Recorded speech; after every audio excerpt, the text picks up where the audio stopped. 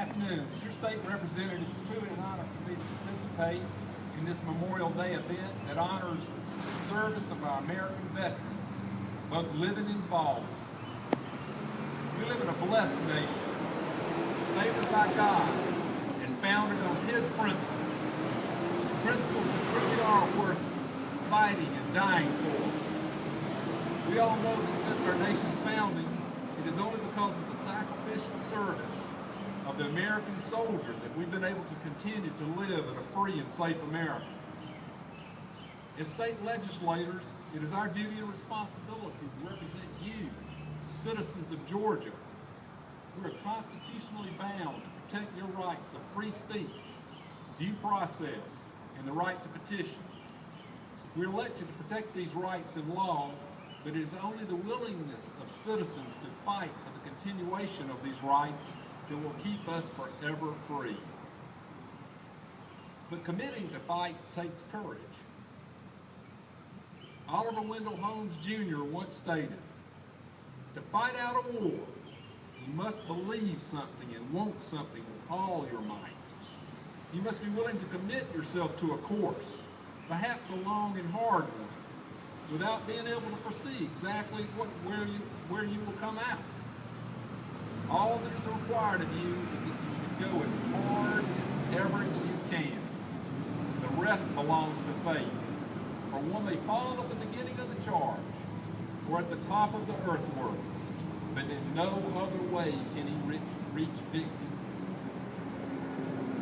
I personally believe that part of what makes this nation great is that generation after generation, we're willing to sacrifice to achieve such victory. Our national will to answer this clarion call of freedom is part of what binds us as a people and as a nation. And today we gather as citizens of this republic to remember those that have served to defend her. Our annual observance of Memorial Day serves to strengthen the very bonds of our nation.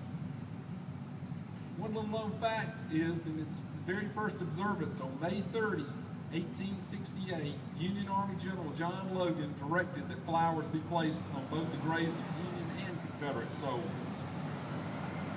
So that from the very beginning, this day has not been about focusing on what divides us as individuals, but celebrating what unifies us as a nation.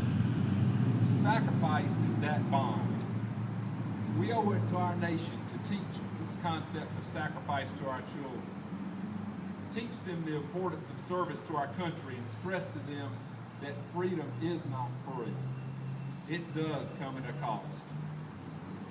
Now, this historic courthouse in front of us was built in 1883, so I have to assume that for the better part of 128 years, Walton County folks have gathered right here on these very grounds to honor our heroes just as we have today. In this long-standing tradition, we join with countless millions of our countrymen across the nation to say thanks to those that are currently serving in our armed forces, that have served in our armed forces, and most importantly, to remember those that have paid the ultimate price of our nation's freedom, for our nation's freedom in our armed services. The war memorial upon which the wreath of remembrance will be laid in a few minutes was, and I quote, "dedicated to all veterans of Walton County by American Legion's Post 64, 233, and 531 on May 30th, 1969. On that Memorial Day 42 years ago, we were in the midst of a brutal war, one that was not popular in parts of our nation. Yet even while our boys were training for and fighting in Vietnam, Walton patriots gathered on this very spot to honor their service and remember the service of all of our veterans.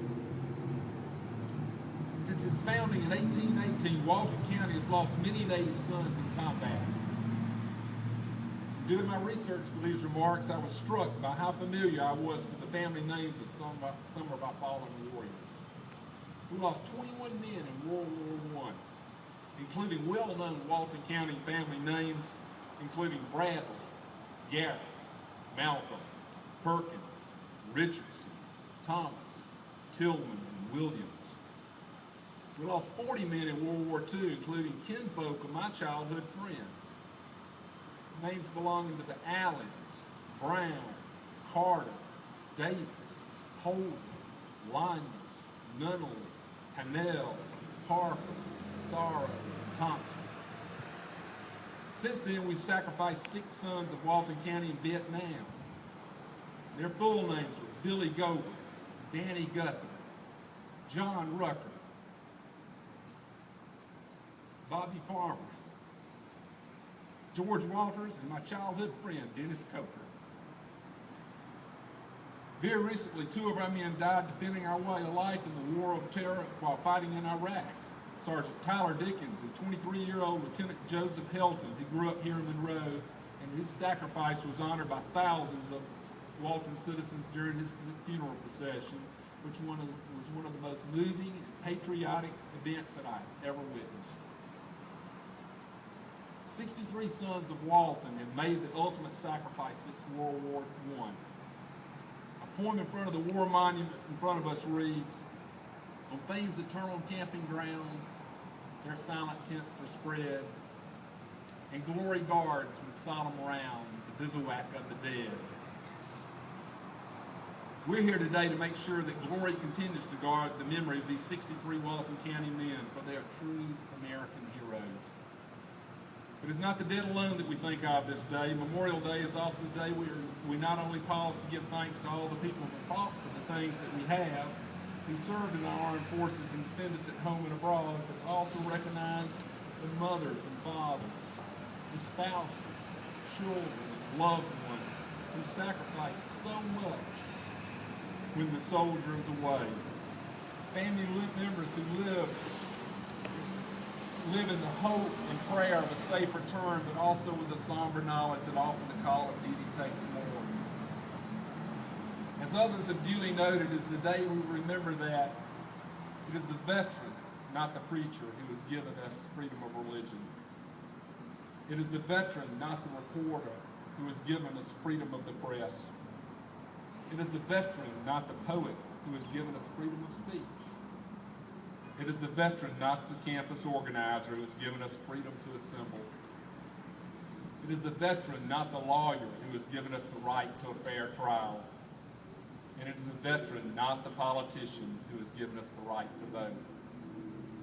So on behalf of the House of Representatives and the people of the great state of Georgia, I'm here today to help honor our heroes and to personally thank each veteran and each veteran's family gathered here for all you do, have done, and are willing to do to protect and defend the United States of America. May God continue to bless her. Thank you.